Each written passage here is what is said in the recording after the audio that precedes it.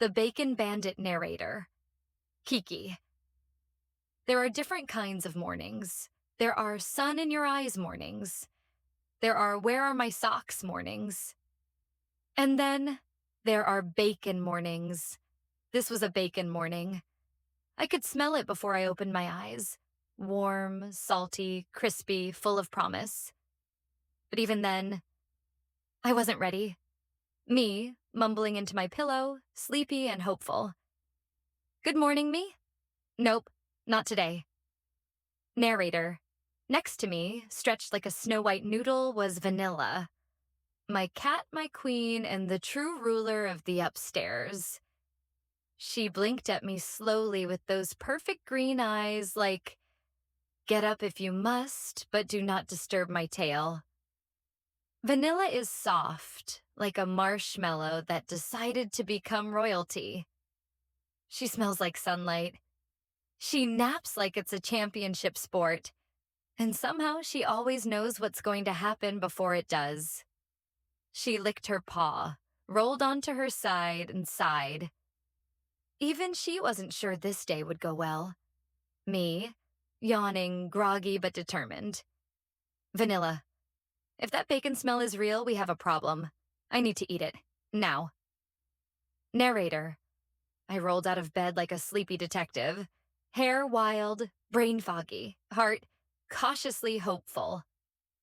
I followed the smell downstairs. First, I saw Mom. She was in the kitchen, stirring her tea like it held all the answers to the universe. She wore her cozy but serious sweater, and her hair was tucked behind one ear. Lily Wonderly, mom, therapist, lover of rules, routines, and her tiny dog, Luna. She says things like, Christina, I'm proud of you, but you can always do better. Which is like giving someone a cookie and then slapping it out of their hand. Then there was Dad. He sat in the living room, guitar on his lap, humming some old jazz tune no one knew but him. He wore mismatched socks and a smile. Always a smile. John Wonderly? Dad. Music teacher. Soft belly. Softer heart. When he talks to me, he really listens. And when I talk to him, he always says, there's a melody in your mind, Kiki. You just have to let it out. Narrator. But the kitchen? The kitchen was wrong. There was a plate on the table. One plate. Plain white, empty, no bacon, no eggs, no toast. Just air and betrayal. Me, blinking, confused, and hopeful. Where is my breakfast? Narrator. I looked around. No mom, no dad, no cat, no dog, no bacon. I checked under the plate. Nope. I opened the microwave. Nothing. The toaster? Empty. The fridge? Cold betrayal. I sat down slowly. My heart kinda hurt. Mom, sipping tea, calm but distracted. Oh, honey, maybe you already ate it and forgot. You were so sleepy. Me, blinking hard, totally insulted. You think I eat bacon now? Narrator. That's when it happened. The emotions came all at once. Sleepy, hungry, confused, insulted, a little heartbroken. I sat down, quietly. The betrayal burned hotter than the toast that never was. Then I saw it, on the floor, a trail. Not of breadcrumbs, but of bacon bits. Tiny, greasy, golden brown clues. Me, squinting, alert. No way. Narrator. I followed the trail like it was a treasure map. Through the kitchen, past Dad's guitar stand. Over the fluffy rug, Mom said, no food near. And there it was. The pink blanket. The tiny bed. The suspect.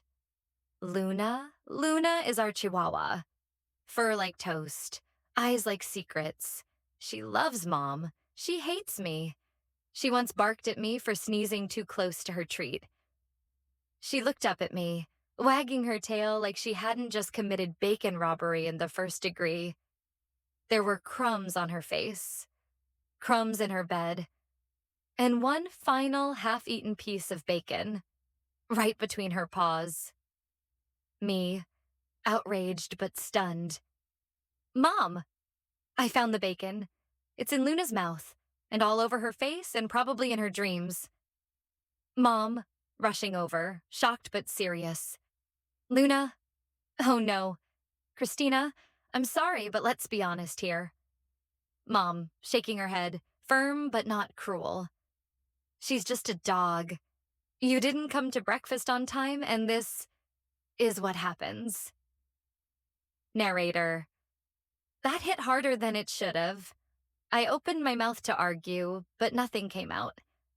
No words, just that quiet, hot feeling in your chest when someone blames you even though you know it wasn't your fault. I looked down.